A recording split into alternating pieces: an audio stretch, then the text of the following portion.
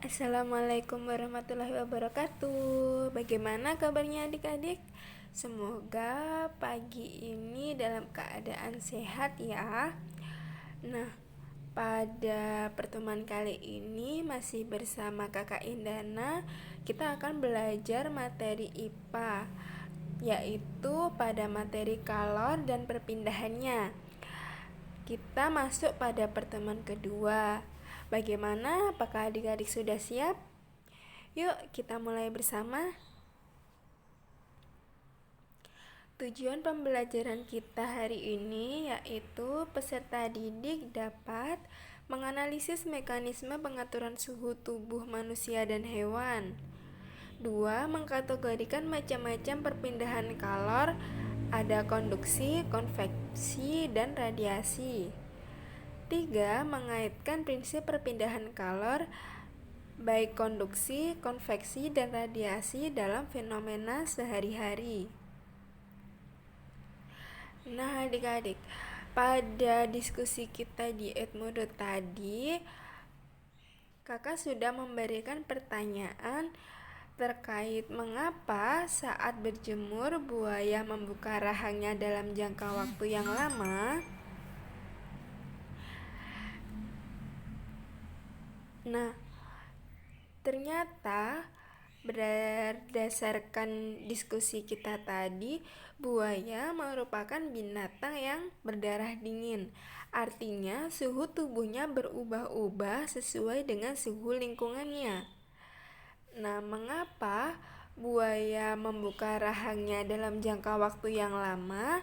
Hal ini untuk menghangatkan suhu tubuhnya, yaitu di mana radiasi dari sinar matahari diserap oleh buaya, yaitu dengan cara membuka mulutnya sehingga suhu tubuhnya menjadi naik. Seperti itu ya adik-adik. Apabila ada yang belum dipahami atau dimengerti, silahkan tanya ke kakak ya.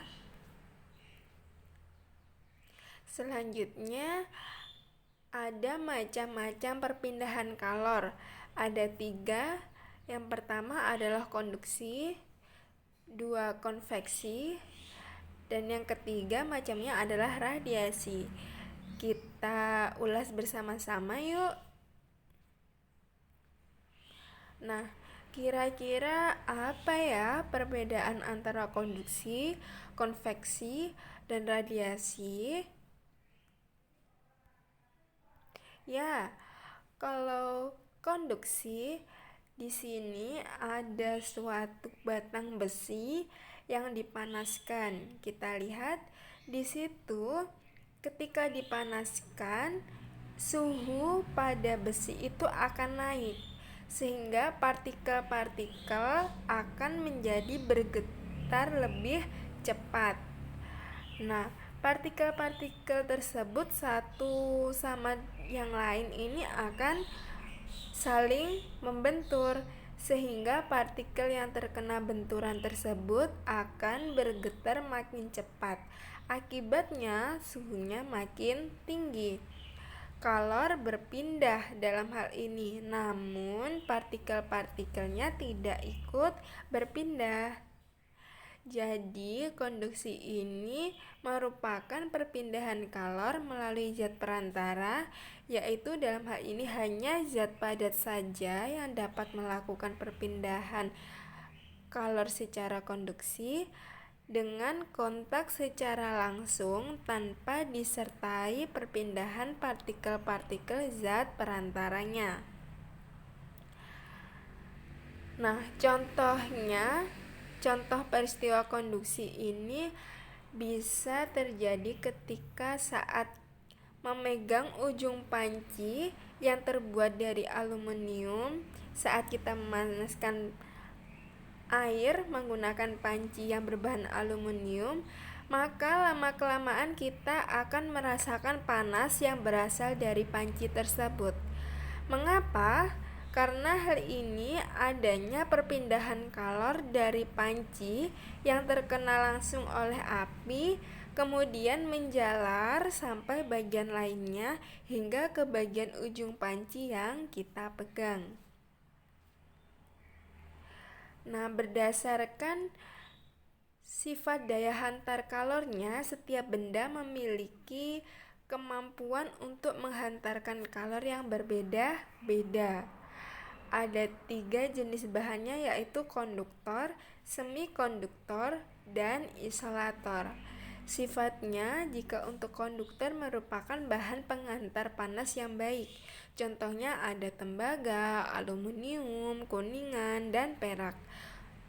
Sifat dari semikonduktor merupakan bahan penghantar panas yang bersifat setengah konduktor, setengah isolator. Contoh bahannya ada gelas dan ebonit. Untuk sifat isolator merupakan bahan penghantar panas yang buruk. Contohnya ada karet, kayu, gabus, air, dan plastik. Nah, yang kedua merupakan contoh perpindahan kalor secara konveksi. Nah, konveksi ini bisa terjadi saat kita memasak air. Nah, di situ terlihat gambar konveksinya ada di dalam air yang kita rebus. Jadi, konveksi ini merupakan perpindahan kalor melalui zat perantara, bisa zat cair dan gas, disertai perpindahan partikel-partikel zat perantaranya. Hal ini karena adanya perbedaan massa jenis. Contoh peristiwa konveksi pada zat cair, hal ini bisa terjadi pada saat kita memanaskan air. Air yang dipanaskan ini akan memuai. Pemuaian ini dimulai dari air yang berada di bagian bawah yang lebih dekat dengan nyala api. Ketika air di bagian bawah memuai, massa jenisnya akan berkurang, sehingga air bagian bawah tersebut akan bergerak ke atas, seperti yang ditunjukkan oleh gambar A. Nah, ketika air tersebut bergerak ke atas, tempatnya akan segera digantikan oleh air yang suhunya lebih rendah. Hal ini bisa dilihat seperti pada gambar B. Nah, peristiwa konveksi selain pada zat padat juga terjadi pada zat gas, yaitu dalam fenomena sehari-hari adalah terjadinya angin laut dan angin darat. Kita lihat gambar sebelah kiri, yaitu gambar angin laut, yaitu penjelasannya pada waktu siang hari yang panas, kondisi udara di daratan akan lebih panas dibandingkan dengan udara di lautan. Udara yang lebih panas itu memiliki massa jenis yang lebih kecil, sehingga udara di daratan pada gambar itu anak panahnya naik, mengartikan bahwa udara di daratan akan naik, kemudian digantikan oleh udara yang lebih dingin dari lautan, sehingga mengalir menuju daratan. Sedangkan jika angin darat, ini terjadi ketika udara di laut masih hangat atau panas, sedangkan udara yang sudah dingin berada di daratan. Karena di laut udaranya masih hangat, maka massa jenis udaranya menjadi lebih kecil daripada massa jenis udara di lautan. Nah, di situ anak panah yang udara yang berada di lautan ini anak panahnya naik. Maka udara di lautan itu akan naik, kemudian digantikan oleh udara yang ada di daerah daratan. Seperti itu anak-anak. Adik-adik, jika ada yang belum jelas, boleh nanti ditanyakan kembali ya ke kakak. Nah, jenis perpindahan kalor yang ketiga yaitu adalah radiasi. Nah, radiasi kalor dapat kita rasakan saat berada di dekat api unggun. Nah, ketika kalian berada di dekat api unggun, pasti ikut merasakan hangat dari radiasi yang disebabkan oleh api unggun, ataupun dalam kehidupan sehari-hari kita dapat merasakan radiasi dari sinar matahari. Nah, dalam peristiwa tersebut, kalor dapat berpindah tanpa melalui zat perantara atau penghantar. Hal ini disebut dengan radiasi.